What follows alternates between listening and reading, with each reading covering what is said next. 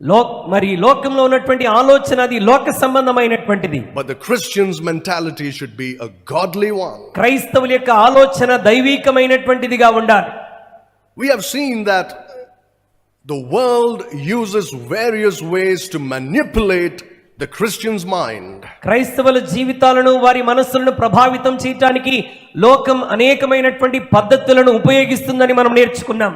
To determine how the Christian would think contrary to how God wants us to. క్రైస్తవుడు ఏ విధంగా ఆలోచన చేయాలని దేవుడు కోరుకుంటాడో దానికి వ్యతిరేకముగా లోకం మనల్ని ఆలోచింపజేస్తుంది. So it uses the idea of education. మరి విద్యా విధానాన్ని ఉపయోగిస్తుందని నేర్చుకున్నాం. To manipulate the thinking, the mindset of the Christian. క్రైస్తవుల యొక్క ఆలోచన విధానాన్ని మార్చివేయడానికి లోకం విద్యా విధానాన్ని ఉపయోగిస్తుందని నేర్చుకున్నాం. It presents to the Christian its own idea of what success should be. మరి విజయం అంటే